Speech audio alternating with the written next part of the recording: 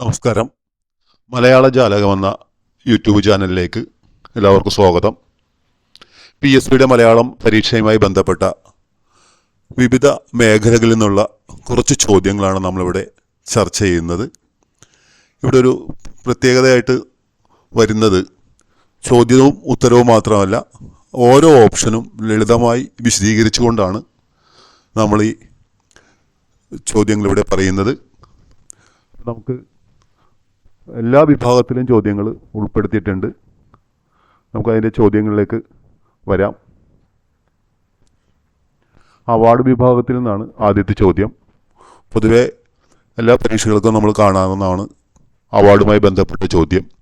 ഇത്തരം ചോദ്യങ്ങളിൽ ചില ആശയക്കുഴപ്പമാണ് ഇവിടെ സൂചിപ്പിക്കുന്നത്. ഈ ചോദ്യത്തിലെ ഓടക്കുള അവാർഡ് നേടിയ ആദ്യ എഴുത്തുകാരൻ എന്നാണ് നമ്മൾ കാണുന്നത്. ഓപ്ഷനിൽ വെണ്ണിക്കുളം ഗോപാലകുറുപ്പുണ്ട്, OV വിജയനുണ്ട്, MK രാമനുണ്ട്, ലളിതാംബിക അന്തർജനമുണ്ട്. അപ്പോൾ എഴുത്തുകാരൻ എന്ന് പറയുമ്പോൾ ഏത് ഭാഷയിലെന്നോ അങ്ങനെ ഒരു ചോദ്യം അവിടെ വരുന്നില്ല.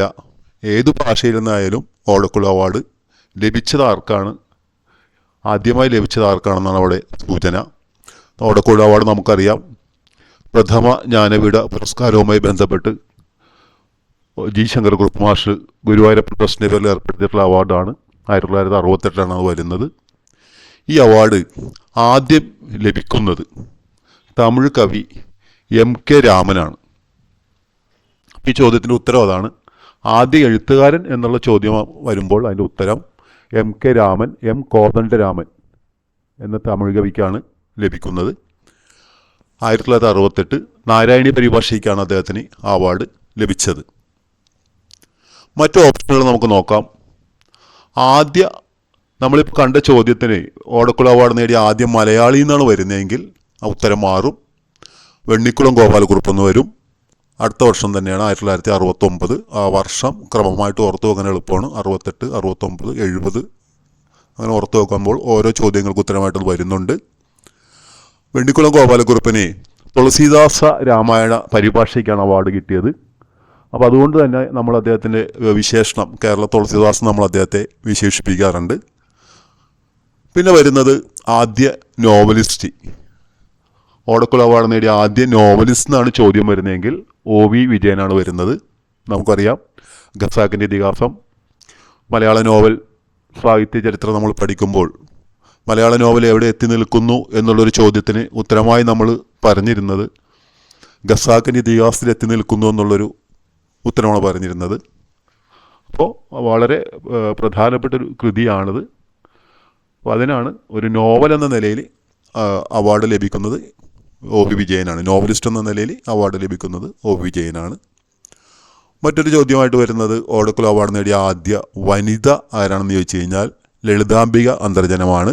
1977 ഒരു വനിതയ്ക്ക് ഓടക്കുള അവാർഡ് ലഭിക്കുന്നത്. ഈ ലളിതാംബിക അന്തർജനത്തിന് ഓടക്കുള അവാർഡ് ലഭിച്ചത് നമുക്ക് മറ്റൊരു പ്രധാന അവാർഡുമായി ചേർത്ത് വെച്ച് ഓർത്തു വയ്ക്കാവുന്നതാണ്. വയലാർ അവാർഡ് 1977 വയലാർ അവാർഡ് ആരംഭിക്കുന്നത്.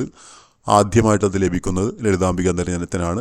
അക്തിസാക്ഷിക്കാണ് വയലാർ അവാർഡ് ലഭിച്ചത്. അപ്പോൾ വയലാർ അവാർഡ് ലഭിച്ച കൃതിയും എഴുത്തുകാരിയും വർഷവും അത് തന്നെയാണ് ഇവിടെ ഓടക്കുള അവാർഡ് അതിൽ നമുക്ക് വരുന്നത്.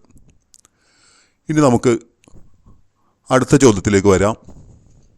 വ്യാകരണ വിഭാഗത്തിൽ നിന്നാണ് അടുത്ത ചോദ്യം.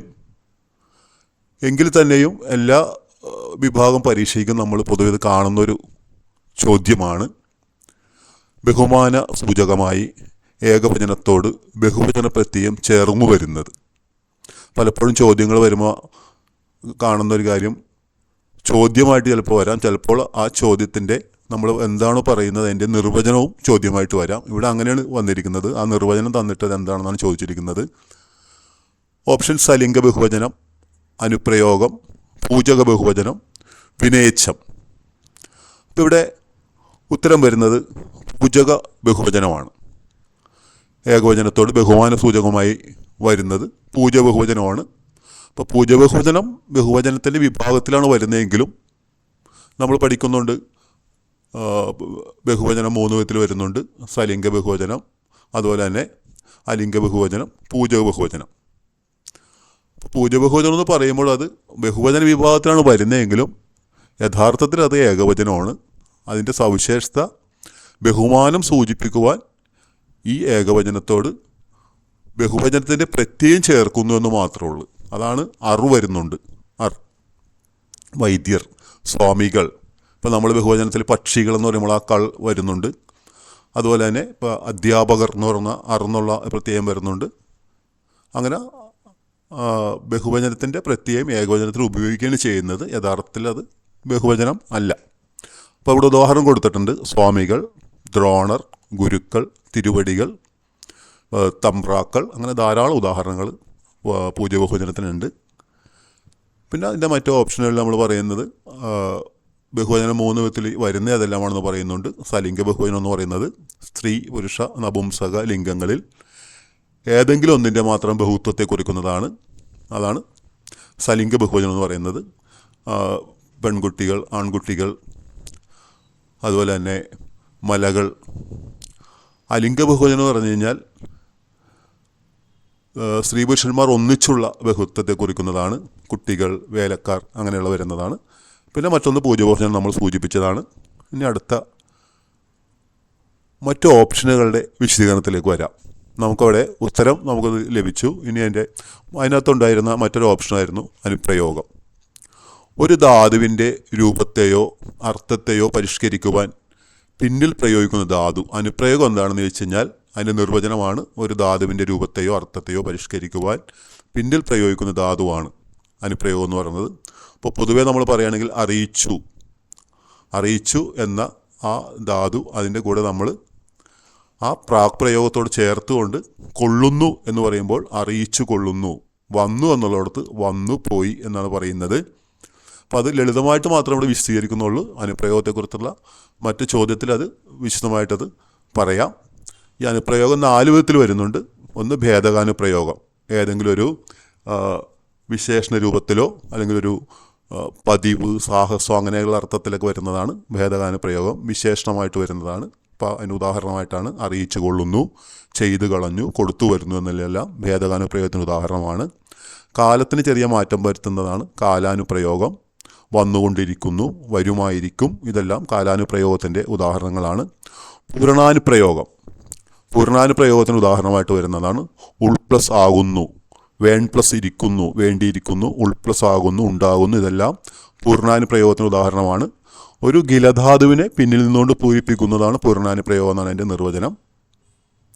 പിന്നെ വരുന്നതാണ് നിഷേധാനുപ്രയോഗം. നിഷേധാനുപ്രയോഗത്തിന് നമുക്കറിയാം നിഷേധ രൂപത്തിലുള്ള അരുത്, ഇല്ല പോലുള്ള പ്രയോഗങ്ങൾ അല്ലെങ്കിൽ അതുപോലെല്ലാം ആണ് അതിൽ അനുപ്രയോഗമായിട്ട് വരുന്നത്. അപ്പോൾ വരുന്നു, ഇല്ല, വരുന്നില്ല. ഇതാണ് അനുപ്രയോഗത്തിൻ്റെ ലളിതമായിട്ടുള്ളൊരു വിശദീകരണം. മറ്റൊരു ഓപ്ഷൻ അതിനുണ്ടായിരുന്ന ഓപ്ഷനായിരുന്നു വിനേച്ഛം. വിനേച്ഛം എന്താണെന്നുള്ളതാണ്. നമുക്കറിയാം പ്രാധാന്യം പ്രമാണിച്ച് ക്രിയകളെ മുറ്റുവിന അഥവാ പൂർണ്ണക്രിയ, പറ്റുവിന, അപൂർണക്രിയ എന്ന് തിരിക്കുന്നുണ്ട്. മുറ്റുവിന, പറ്റുവിന എന്ന് തിരിക്കുന്നുണ്ട്. പറ്റുവിന നാമത്തെ ആശ്രയിച്ച് നിന്നാൽ പേരച്ചം. ഈ പേരച്ചവും വിനേച്ഛമാണ് എപ്പോഴും ഒരു രണ്ടിതായിട്ട് വരുന്നത്. അപ്പോൾ പറ്റുവിന നാമത്തെ ആശ്രയിച്ചാണ് നിൽക്കുന്നതെങ്കിൽ പേരച്ചം. ഉദാഹരണം കരയുന്ന കുഞ്ഞി, അതാണ് അപൂർണക്രിയ. കരയുന്ന എന്ന അപൂർണക്രിയയോട് കുഞ്ഞെന്ന നാമം ചേരുന്നു, അതാണ് കരയുന്ന കുഞ്ഞി.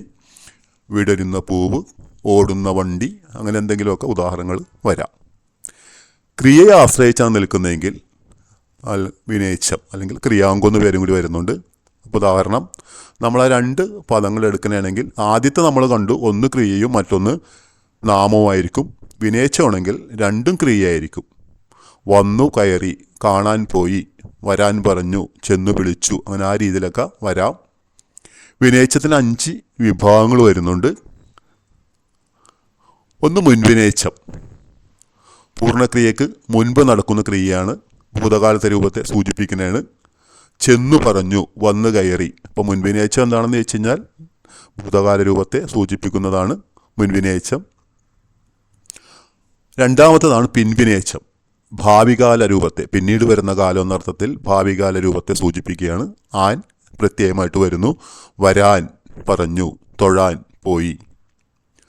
മൂന്നാമത് വരുന്ന വിഭാഗമാണ് നടുവിനേച്ചം. ഭൂതഭാവികളുടെ നടുവിൽ നിൽക്കുന്നതാണ്. ആ, ക, ഉക എന്നിവ പ്രത്യയങ്ങളായിട്ട് വരുന്നുണ്ട്. പറയുക അല്ലെങ്കിൽ കാണുക, പറയുക ഉണ്ടായി, കാണുക ഉണ്ടായി, ആ രീതിയിൽ ആണ് വരുന്നത്. ആ, ഉക, ആ രീതിയിലെല്ലാം വരുന്നതാണ് നടുവിനേച്ചം. പിന്നീട് വരുന്നതാണ് തൻവിനേച്ചം. തൻവിനേച്ചം നമുക്കറിയാം, ഒന്നൊരു വിധം ഇരിക്കുമ്പോൾ എന്നർത്ഥം വരുന്നത്. ഒരു അവേ, അവയെല്ലാം പ്രത്യയമായിട്ട് വരുന്നതാണ്. കാണവേ പറഞ്ഞു, പോകവേ കണ്ടു, ഇരിക്കെ കേൾക്കെ പറഞ്ഞു, ഈ രീതിയിലെല്ലാം ആ വർത്തമാനകാലത്തോട് ബന്ധപ്പെട്ടൊരു സൂചനയായിട്ട് വരുന്നതാണ്. അത് നമുക്കൊരു വാക്യമായിട്ടാണ് പറയണതെങ്കിൽ കുറച്ചുകൂടി മനസ്സിലാക്കാൻ സാധിക്കും. ചികിത്സയിലിരിക്കെ രോഗി മരിച്ചു, ചികിത്സയിലിരിക്കെ രോഗി മരിച്ചു, ആ രീതിയിലെല്ലാം വരുന്നതാണ്.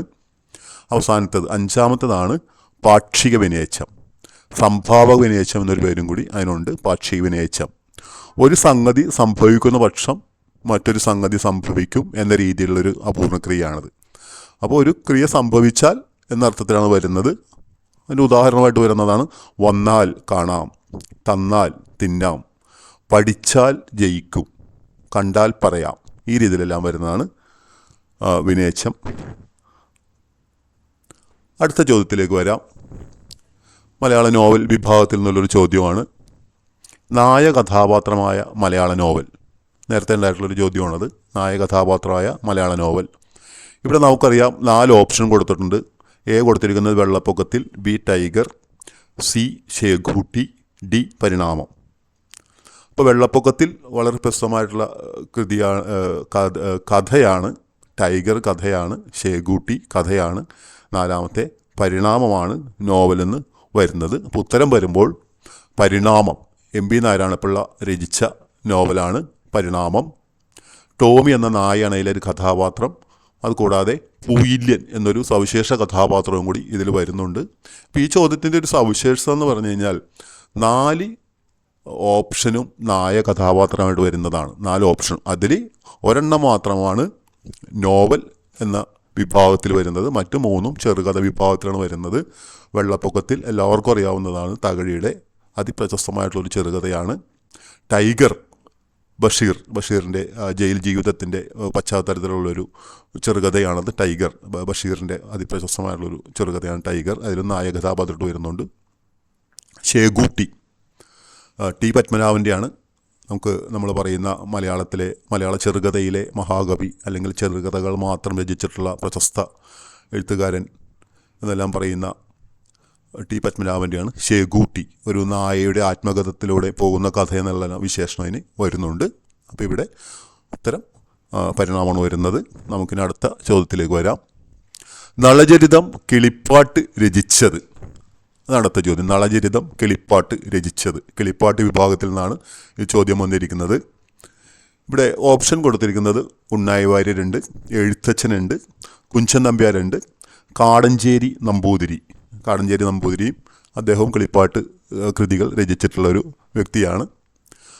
അപ്പോൾ ഇവിടെ നമുക്ക് എപ്പോഴൊരു ചെറിയൊരു ആശയക്കുഴപ്പമുണ്ടാകാൻ സാധ്യതയുള്ളത്, പലപ്പോഴും നമ്മൾ ശ്രദ്ധിക്കേണ്ട ഒരു കാര്യം, ഒരു കൃതിയുടെ പേര് ഏത് വിഭാഗത്തിൽ വരുന്നു എന്നനുസരിച്ചാണ് ഉത്തരം വരുന്നത്. ഇപ്പം നളചരിതം എന്ന് പറയുമ്പോൾ ആദ്യം നമ്മുടെ മനസ്സിലേക്ക് പെട്ടെന്ന് വരുന്നത് ആ നളചരിതം ആട്ടക്കഥയാണ്.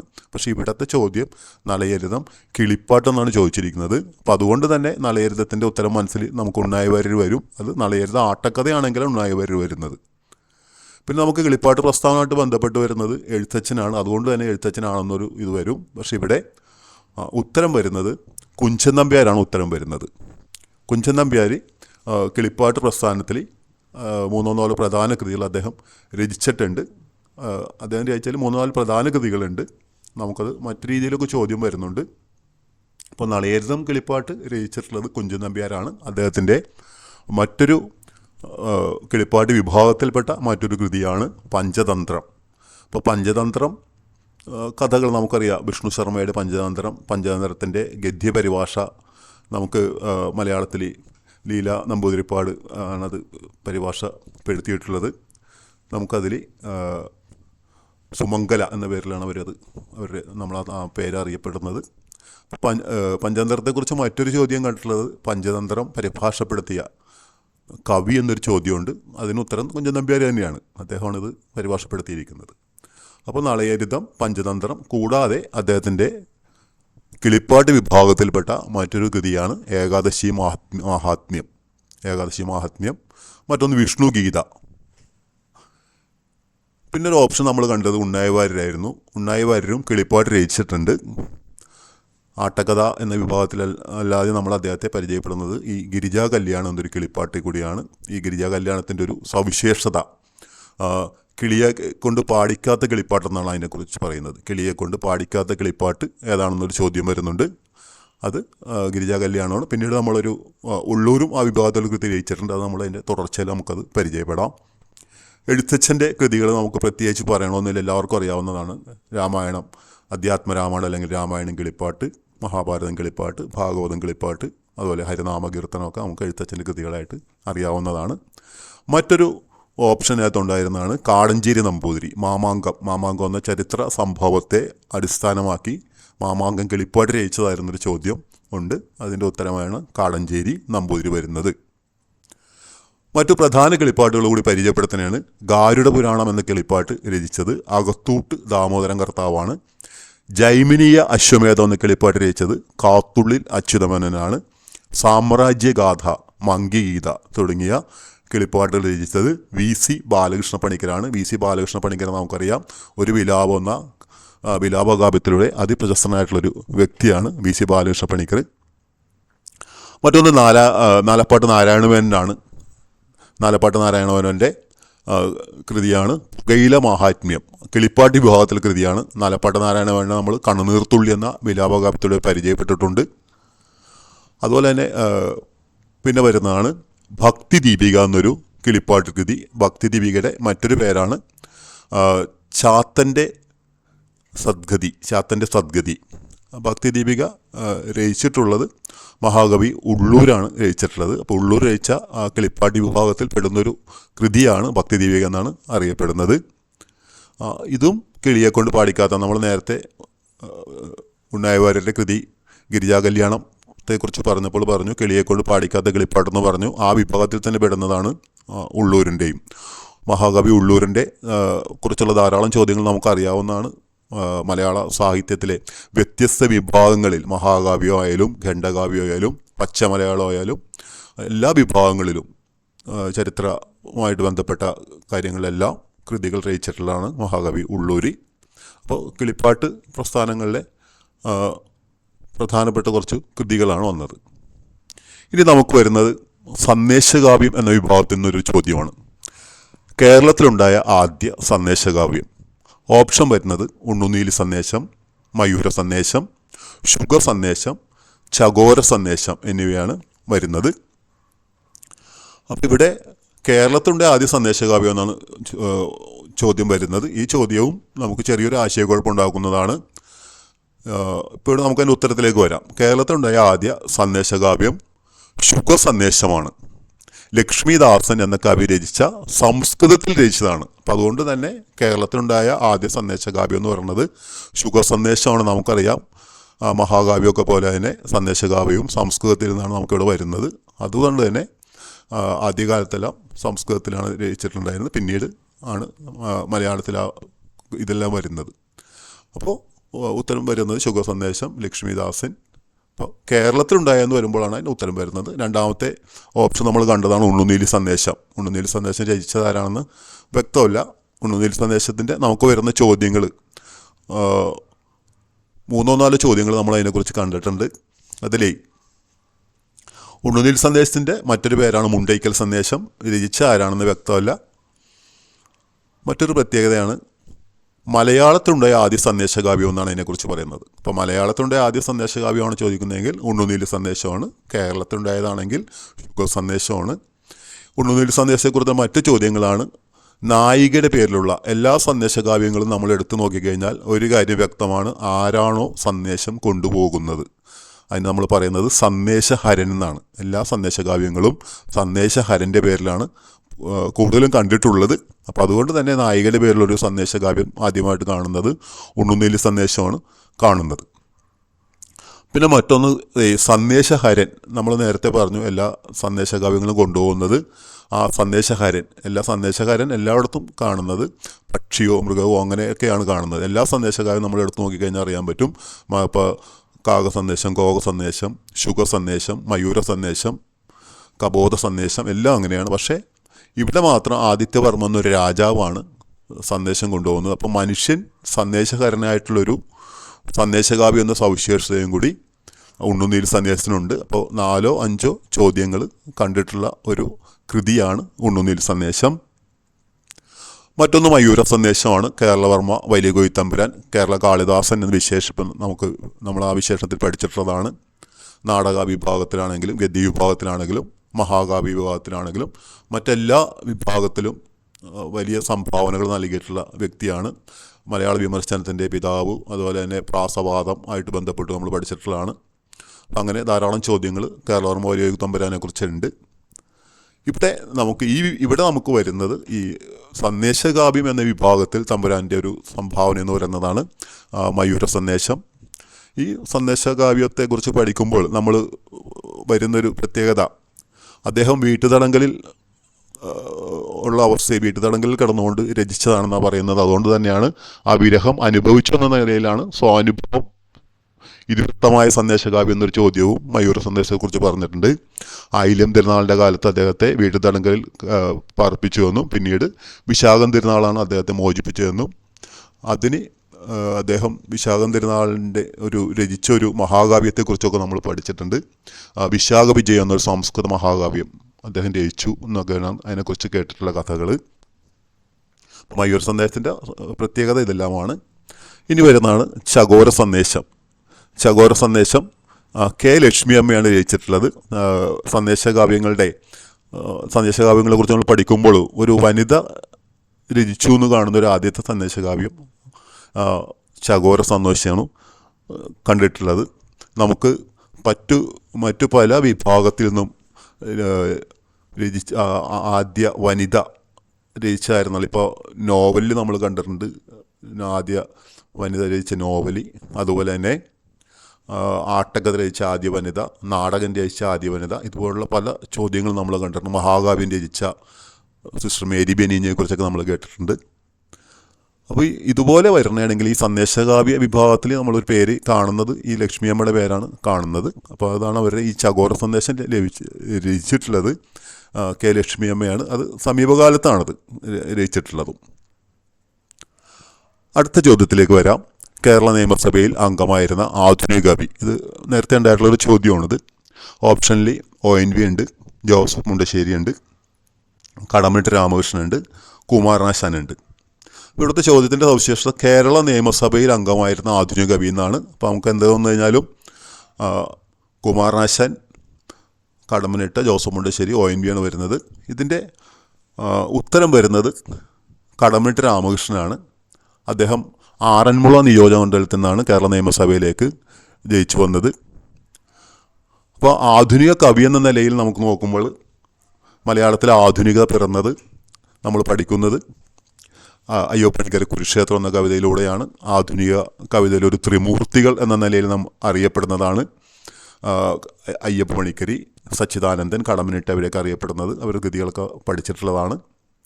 ഉത്തരം കടമനിട്ടയാണ്. മറ്റു ഓപ്ഷനുകൾ നോക്കാം. ONV നിയമസഭയിലോ ലോകസഭയിലോ അംഗമായിരുന്നിട്ടില്ല. അദ്ദേഹത്തെക്കുറിച്ച് കണ്ടിട്ടുള്ളൊരു ചോദ്യം ഇതാണ്. ലോകസഭയിലേക്ക് മത്സരിച്ച് പരാജയപ്പെട്ട പ്രശസ്ത മലയാള കവി എന്നൊരു ചോദ്യം കണ്ടിട്ടുണ്ട്. ONV അതുപോലെ തന്നെ ലോകസഭയിലേക്ക് മത്സരിച്ച് പരാജയപ്പെട്ടൊരു കവിയാണ് ONV. മറ്റൊന്ന് മുണ്ടശ്ശേരിയാണ്. മുണ്ടശ്ശേരി നമുക്കറിയാം, നിയമസഭ അംഗമായിരുന്നു, അദ്ദേഹം വിദ്യാഭ്യാസ മന്ത്രിയായിരുന്നു എന്നുള്ള കാര്യമൊക്കെ നമുക്കറിയാവുന്നതാണ്. പക്ഷേ അദ്ദേഹം കവിയല്ല, അതുകൊണ്ട് തന്നെ ആ ഉത്തരവായിട്ട് വരില്ല. കവിന്ന് പ്രത്യേകിച്ച് ചോദിച്ചുകൊണ്ട് അവിടെ മുണ്ടശ്ശേരി മാഷ് വരില്ല. മറ്റൊന്ന് നമുക്കറിയാവുന്ന പോലെ തന്നെ നിയമസഭ എറണാകുളം നിയോജകമണ്ഡലത്തിൽ നിന്നും ജയിച്ചിട്ടുള്ളതാണ് MK സാനു മാസ്റ്റർ നിയമസംഘമായിരുന്നു. സാനു മാസ്റ്ററുടെ ഓപ്ഷനിലില്ല എങ്കിലും സാനു മാസ്റ്ററും കവി അല്ലാത്ത കൊണ്ട് ഇങ്ങനൊരു ഇതിൽ വന്നാൽ തന്നെയും ആ ഉത്തരവായിട്ട് വരില്ല. കുമാരനാശാൻ ശ്രീമൂലം പ്രജാസഭയിൽ അംഗമായിരുന്നു. ഇനി നമുക്ക് അടുത്ത ചോദ്യത്തിലേക്ക് വരാം. മലയാളത്തിലെ ആദ്യ സാഹിത്യ മാസിക എന്താണെന്നുള്ളതാണ്. മലയാളത്തിലെ ആദ്യത്തെ സാഹിത്യ മാസിക വിദ്യാവിനോദിനി, വിദ്യാവിലാസിനി, ഭാഷാഭൂഷണി, രസിക, രഞ്ജിനി. മലയാളത്തിലെ സാഹിത്യമാസികകളുടെയൊക്കെ വളരെ തലയെടുപ്പുള്ള സാഹിത്യമാസികകളൊക്കെയാണ്. ആദ്യകാലത്തെ വിവിധ സാഹിത്യ പ്രസ്ഥാനങ്ങൾ ഓരോ വിഭാഗങ്ങളൊക്കെ ആരംഭിച്ചതൊക്കെ തന്നെ അതിലെ പ്രഥമ കൃതികളൊക്കെ വന്നിട്ടുള്ള, അല്ലെങ്കിൽ മലയാളത്തിലെ വലിയ അതിപ്രശസ്തരായിട്ടുള്ള എഴുത്തുകാരെല്ലാം പത്രാധിപരൊക്കെ ആയിട്ട് ഇരുന്നിട്ടുള്ള സാഹിത്യമാസികകളാണ് ഇതെല്ലാം. അപ്പോൾ ഇവിടെ ഓപ്ഷൻ വരുന്നത് വിദ്യാവിലാസിനിയാണ്. ഓപ്ഷൻ വരുന്നത് വിദ്യാവിലാസിനി 1881 ആ മാസിക നിലയിൽ വന്നെന്നാണ് പറയുന്നത്. രണ്ടാമത്തെ ഓപ്ഷൻ കൊടുത്തിരിക്കുന്നത് വിദ്യാവിനോദിനിയാണ്, വിദ്യാവിനോദിനി. പിന്നെ വരുന്നതാണ് ഭാഷാഭൂഷണി 1896. അവസാനത്തെ ഓപ്ഷൻ രസിക രഞ്ജിനി, അതിൻ്റെ വർഷത്തോട് കൊടുത്തിട്ടുണ്ട്. ഇവിടെ ഒരു പ്രത്യേകത ഉള്ളത്, ആദ്യത്തെ മാസിക സാഹിത്യമാസിക വിദ്യാവിലാസിനി ആയിരുന്നെങ്കിലും പ്രസിദ്ധമായിട്ടുള്ള മാസിക വിദ്യാവിനോദിനി ആയിരുന്നു. കാരണം വിദ്യാവിനോദിനി മാസികയുടെ പത്രാധിപരായിരുന്ന പ്രശസ്ത സാഹിത്യകാരൻ എന്നൊരു ചോദ്യം നേരത്തെ PSC ചോദിച്ചിട്ടുള്ളതാണ്. നമുക്കറിയാം CP അച്യുതമേനോനാണ്, CP അച്യുതമേനോൻ. ഇപ്പോൾ വിദ്യാവിനോദിനി മാസികയുടെ പത്രാധിപരായിരുന്ന പ്രശസ്ത സാഹിത്യകാരനായിരുന്ന ഇത് CP അച്യുതമേനോനാണ്. CP അച്യുതമേനോൻ നമ്മൾ മറ്റു പലയിടത്തും പരിചയപ്പെടുന്നുണ്ട്. മലയാളത്തിൽ ഈ പച്ചമലയാള പ്രസ്ഥാനം എന്നൊരു സാഹിത്യ വിഭാഗത്തിൻ്റെ കാരണക്കാരൻ, അല്ലെങ്കിൽ അതിന് കൊടുങ്ങല്ലൂർ കുഞ്ഞുകുട്ടൻ തമ്പുരാനായിട്ടുള്ളൊരു സംവാദത്തിന് ഇടയായിട്ടുള്ള വ്യക്തി CP അച്യുതമേനോനാണ്. അപ്പോൾ CP അച്യുതമേനോനും കുഞ്ഞുകുട്ടൻ തമ്പുരാനുമായിട്ടുള്ള ഒരു സംവാദത്തിൽ നിന്നാണ് മലയാളത്തിൽ ഈ പച്ചമലയാള പ്രസ്ഥാനം ആരംഭിക്കുന്നതും മലയാളത്തിൽ ഇങ്ങനെ മലയാള പദങ്ങൾ മാത്രം ഉപയോഗിച്ചുകൊണ്ട് കാവ്യം രചിക്കാൻ സാധിക്കുമെന്ന് നല്ല ഭാഷ എന്ന ഒരു കൃതിയിലൂടെ കുഞ്ഞുകുട്ടൻ തമ്പുരാൻ തെളിയിച്ചെന്നല്ല നമുക്കതിൻ്റെ ചരിത്രം അറിയാവുന്നതാണ്. അതുകൂടാതെ തന്നെ മലയാളത്തിലെ ആദ്യത്തെ ചെറുകഥ പ്രസിദ്ധീകരിച്ചതും വിദ്യാവിനോദിനി മാസികയിലാണ്. മലയാളത്തിലെ ആദ്യത്തെ 1891 പ്രസിദ്ധീകരിച്ച വാസനാവികൃതി എന്ന ചെറുകഥ, വാസനാവികൃതി വേങ്ങേൽ കുഞ്ഞരാമൻ നായനാരുടെ വാസനാവികൃതി എന്ന ചെറുകഥ പ്രസിദ്ധീകരിച്ചതും വിദ്യാവിനോദിനി മാസികയിലാണ്. അപ്പോൾ ഇതാണ് അതിൻ്റെ ഉത്തരമായിട്ട് വരുന്നത്. അടുത്തത് വ്യാകരണ വിഭാഗത്തിൽ നിന്നുള്ളൊരു ചോദ്യമാണ്. വാചകത്തിൻ്റെ വിഭാഗം അല്ലാത്തത് എന്നുള്ളതാണ്. വാചക വിഭാഗം അല്ലാത്തത്: സാമാന്യനാമം, വിഭാഗം, നിപാതം, തദ്ധിതം. ഇതാണ് ഇതിൽ വരുന്നത്. അപ്പോൾ ഇവിടെ വാചകം എന്ന് പറയുമ്പോൾ നമുക്ക് അറിയാം, പ്രധാനമായിട്ടും വ്യാകരണ വിഭാഗത്തിൽ നിന്ന് വരുന്ന ചോദ്യങ്ങളെല്ലാം വരുന്നത് ശബ്ദം എന്ന വിഭാഗത്തിൻ്റെ തുടർച്ചയായിട്ടാണ്. ശബ്ദത്തെ രണ്ടായിട്ട് തിരിക്കുന്നുണ്ട്. വാചകം, ദ്യോതകം. സ്വതന്ത്രമായ അർത്ഥമുള്ള ശബ്ദത്തെ വാചകമെന്നും മറ്റ് ശബ്ദങ്ങളോട് ചേർന്ന് അർത്ഥത്തെ ദ്യോതിപ്പിക്കുന്നവയെ ദ്യോതകമെന്നും പഠിച്ചിട്ടുള്ളതാണ്. ഇപ്പോൾ ഈ വാചകത്തിൻ്റെ വിഭാഗമായിട്ട് വരുമ്പോഴാണ് നാമം, കൃതി അല്ലെങ്കിൽ ക്രിയ അല്ലെങ്കിൽ ഭേദകം. അപ്പോൾ നാമം, കൃതി, ഭേദകം ഇങ്ങനെയാണ് വാചകത്തിൻ്റെ വിഭാഗത്തിൽ വരുന്നത്. അപ്പോൾ ഇവിടെ നോക്കിക്കഴിയുമ്പോഴേക്കും ആദ്യത്തെ ഓപ്ഷൻ നോക്കിക്കഴിഞ്ഞാൽ സാമാന്യനാമം, അപ്പോൾ അത് വാചകത്തിൻ്റെ വിഭാഗം തന്നെയാണത്. വിഭാഗം എന്ന് പറയുമ്പോൾ അത് ഭേദകത്തിൻ്റെ വിഭാഗമാണത്. അപ്പോൾ അതും വാചകത്തിൻ്റെ വിഭാഗത്തിൽ വരുന്നതാണ്. നിപാതമാണ് ശരിക്കും ഇവിടെ ഉത്തരമായിട്ട് വരുന്നത്. തദ്ധിതവും വാചകത്തിൻ്റെ വിഭാഗത്തിൽ വരുന്നതാണ്. ഉത്തരം വരുന്നത് നിപാതമാണ്. നിപാതം എന്ന് പറയുന്നത് ദ്യോതകത്തിൻ്റെ വിഭാഗത്തിൽ പെടുന്നതാണ്. നമ്മൾ നേരത്തെ പറഞ്ഞു വാചകം, ദ്യോതകം എന്ന് പറഞ്ഞു. അതിൽ ഈ ദ്യോതകത്തിൽ വിഭാഗത്തിൽ വരുന്നതാണ് നിപാതം. നിപാതവും അവ്യയവും ദ്യോതക വിഭാഗത്തിൽപ്പെട്ടതാണ്. നിപാതം ശുദ്ധ ദ്യോതകമാണ്. അതുപോലെ തന്നെ ചില വൈകല്യത്താൽ വാചകധർമ്മം വാചകമായിരുന്നിട്ട് പിന്നീട് ദ്യോതകമായിട്ട് മാറിയവയാണ് അവ്യയങ്ങൾ എന്ന് പറയുന്നത്. അപ്പോൾ അത് രണ്ടും ആ വിഭാഗത്തിൽ വരുന്നതാണ്. അതുകൂടാതെ ദ്യോതകത്തിൻ്റെ മറ്റു വിഭാഗങ്ങളാണ് ഗതി, ഘടകം, വ്യാക്ഷേപകം എന്ന് തിരിക്കുന്നുണ്ട്. ഈ മൂന്നിലും പെടാത്ത ദ്യോതകത്തെ കേവലമൊന്നും പറയുന്നുണ്ട്. അപ്പോൾ ദ്യോതകം വരുമ്പോൾ നിപാതം, അവ്യയം, അതുപോലെ തന്നെ അവയുടെ വ്യാപാരം അനുസരിച്ചിട്ട് ഗതി, ഘടകം, വ്യാക്ഷേപമൊന്നും, മൂന്നിലും പെടാത്തതിനെ കേവലമൊന്നും പറയുന്നുണ്ട്.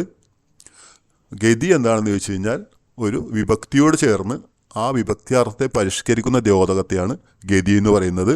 കൊണ്ട്, നിന്ന്, വെച്ച്, ഊടെയൊക്കെ ഗതിയുടെ പദങ്ങളാണ്. ഉദാഹരണമായിട്ട് നമ്മൾ പറയുകയാണെങ്കിൽ നദിയിൽ മീൻ പിടിച്ചു എന്നുള്ളിടത്ത് നദിയിൽ നിന്ന് മീൻ പിടിച്ചു എന്ന് വിഭക്തി, ആ ഇൽ ആധാരിക വിഭക്തിയോട് ചേർന്നാണ് വരുന്നത്. അപ്പോൾ അത് ആണ് ഗതി എന്ന് പറയുന്നത്. രണ്ട് വാക്യാർത്ഥങ്ങളെ തമ്മിൽ ഘടിപ്പിക്കുന്ന ഘടകമാണ് ഓ.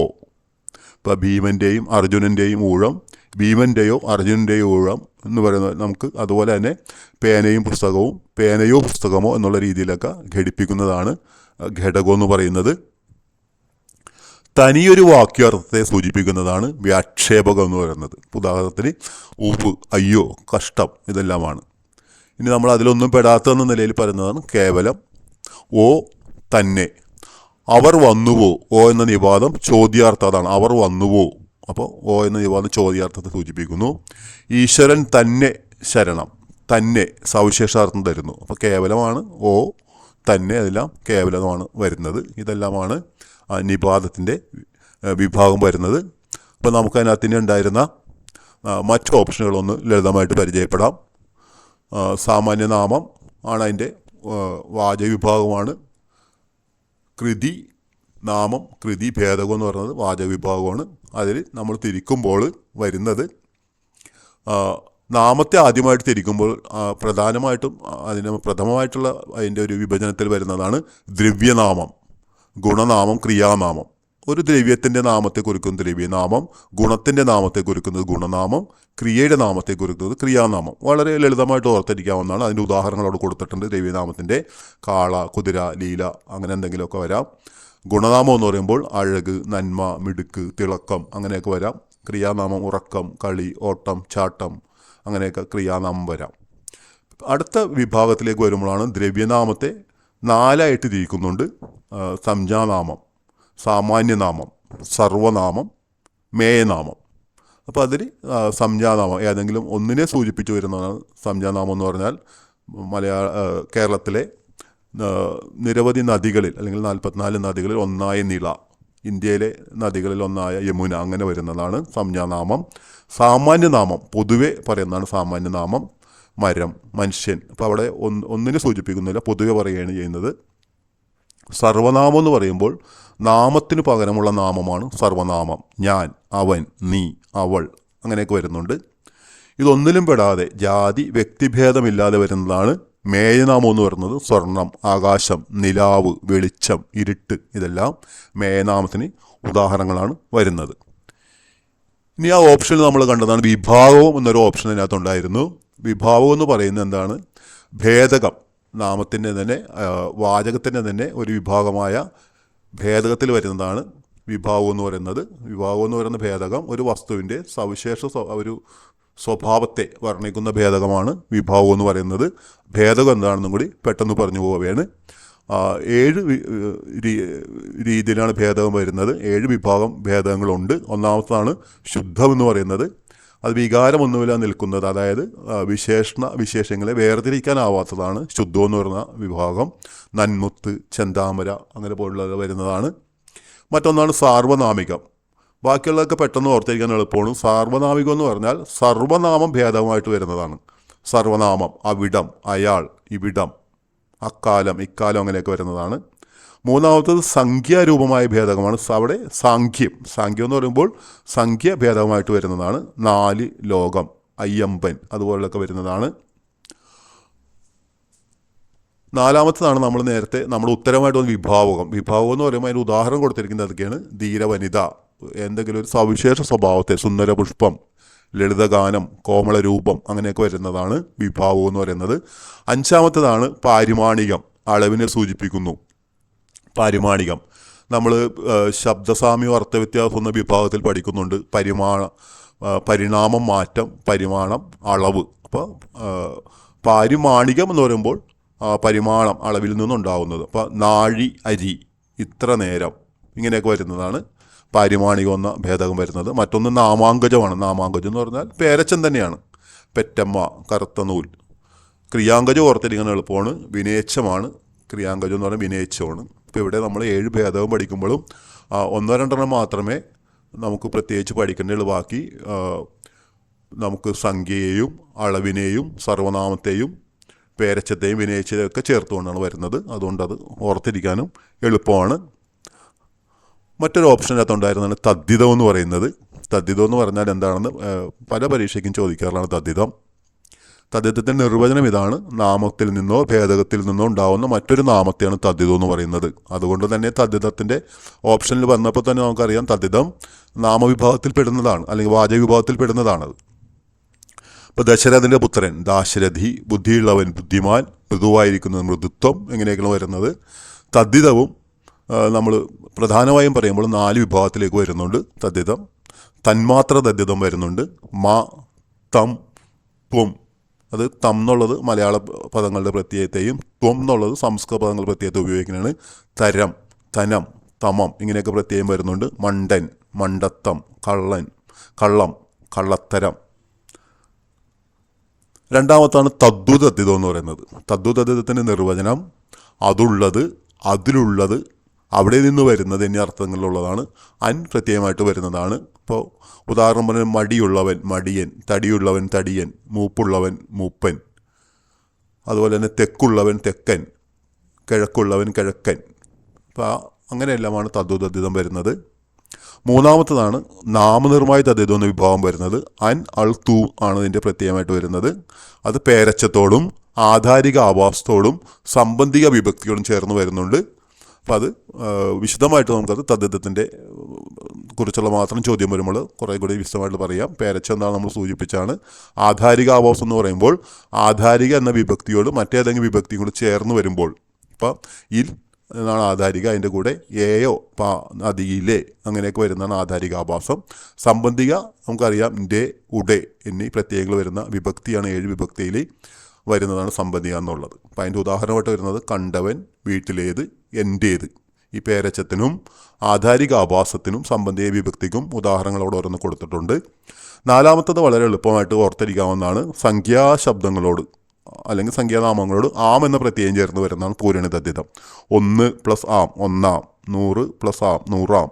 ഇനി അതിൻ്റെ കൂടെ മറ്റെന്തെങ്കിലുമൊക്കെ ചേർന്ന് അങ്ങനെ വരാം. അപ്പം അങ്ങനെ സംഖ്യയോട് ചേർന്ന് വരുന്നതാണ് പൂരണിതദ്ധിതം. അപ്പോൾ ഇതാണ് തദ്ധിതത്തിൻ്റെ വിഭാഗങ്ങൾ. നമുക്കിനി അടുത്ത ചോദ്യത്തിലേക്ക് വരാം. അടുത്ത ചോദ്യം വരുന്നത് പാട്ട് വിഭാഗവുമായിട്ട് ബന്ധപ്പെട്ടുകൊണ്ടാണ്. പാട്ട് വിഭാഗത്തിൽ നമുക്കറിയാം നമ്മൾ 3 ഘട്ടമായിട്ട് തന്നെ എളുപ്പത്തിൽ പഠിക്കാൻ വേണ്ടി പറയുന്നുണ്ട്. ആദ്യഘട്ടം എന്ന് പറയുമ്പോൾ നമുക്ക് ശ്രീരാമ കവിയുടെ വരുന്നത് ഒരു 12-ാം നൂറ്റാണ്ട്, പിന്നീട് വരുന്ന നമുക്കൊരു 14-ാം നൂറ്റാണ്ടിലേക്ക് വരുമ്പോഴാണ് നിരണം കവികൾ എന്ന് പറയുന്നത്. പിന്നെ നമ്മൾ 15-ാം നൂറ്റാണ്ടിൽ ചെറുശ്ശേരിയെ പഠിക്കുന്നുണ്ട്, ഗാഥാപ്രസ്ഥാനം. അപ്പോൾ അങ്ങനെ വരുമ്പോൾ ഈ 14-ാം നൂറ്റാണ്ടിൽ നിരണം കവികൾ അല്ലെങ്കിൽ കണ്ണശ കവികൾ എന്ന അവരുടെ കൃതികളാണ് ഇവിടെ.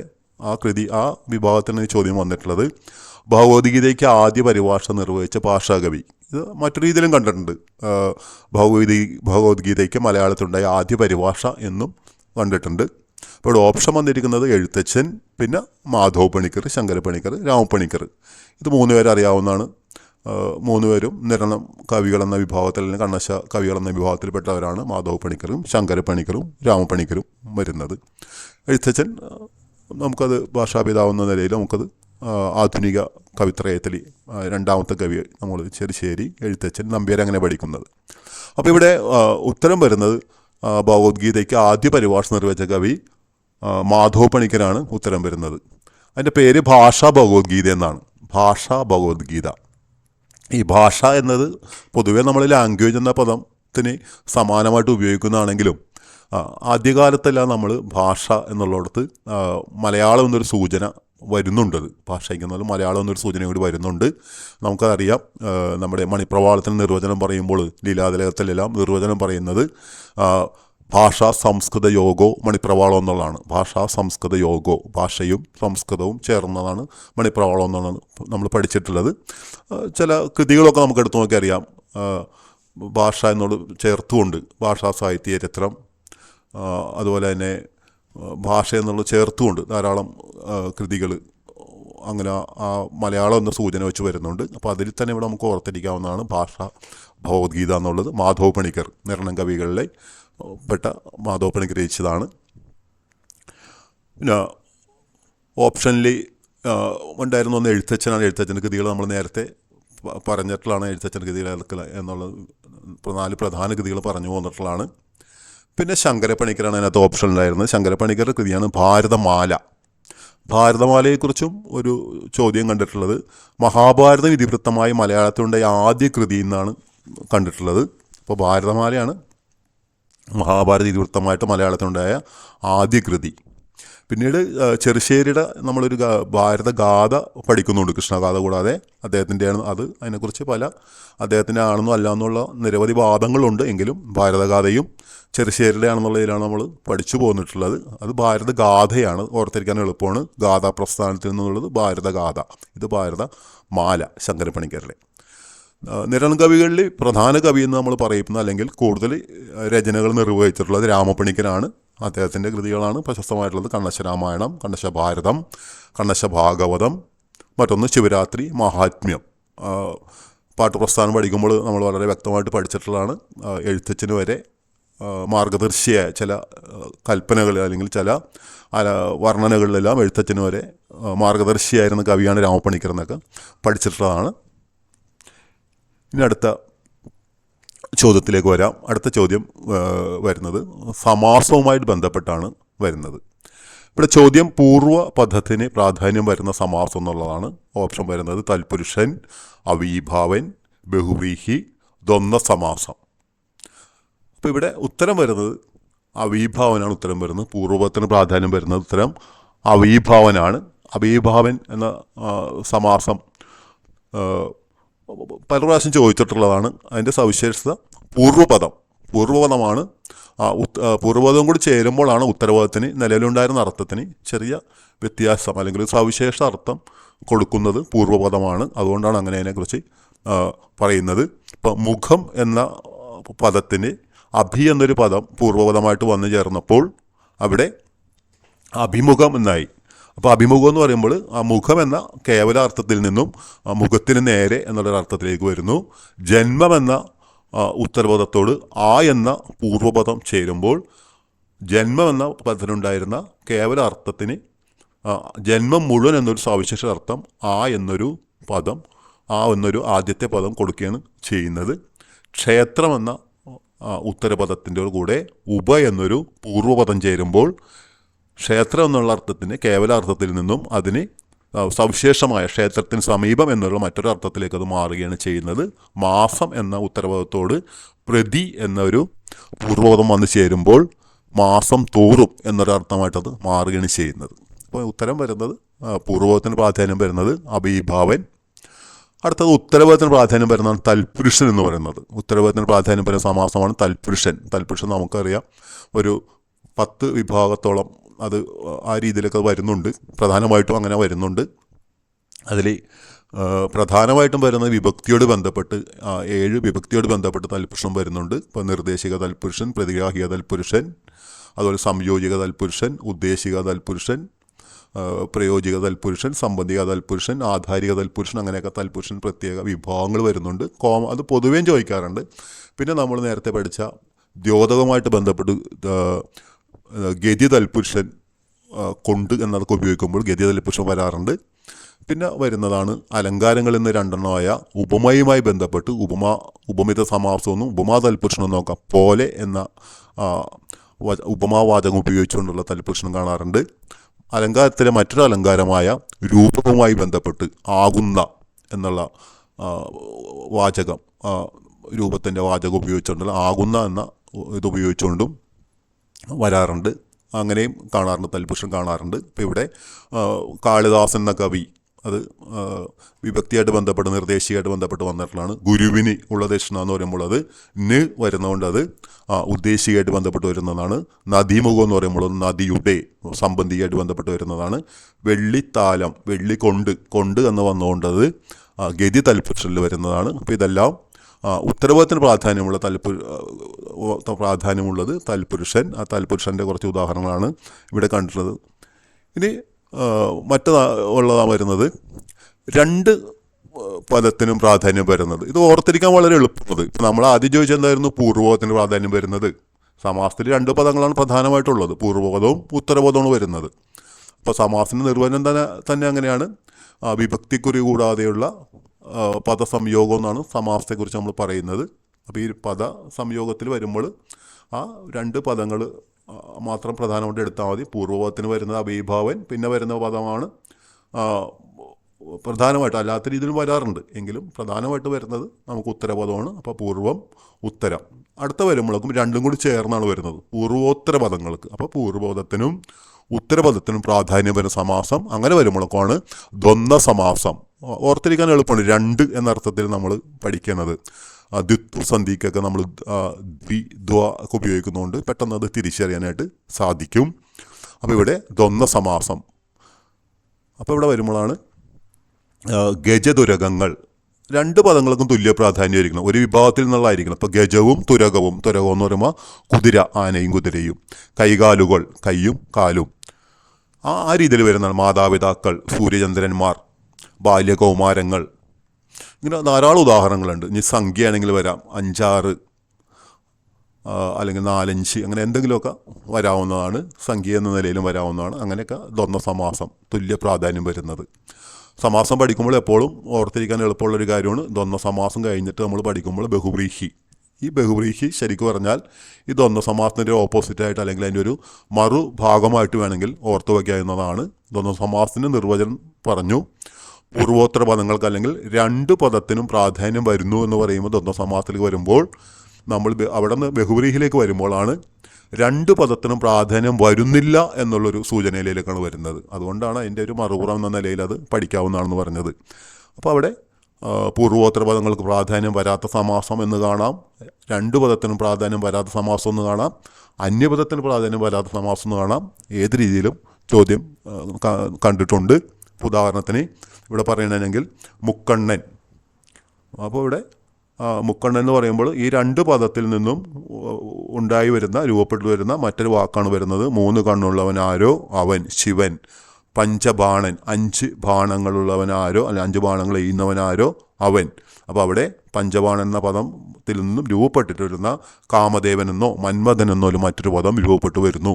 പീതാംബരൻ, പീതമായ അമ്പരത്തോടു കൂടിയവൻ ആരോ അവൻ എന്ന് വരുമ്പോൾ അവിടെ ആ വാക്കിൽ നിന്നും ശ്രീകൃഷ്ണൻ എന്നൊരു പദം രൂപപ്പെട്ടു വരികയാണ് ചെയ്യുന്നത്.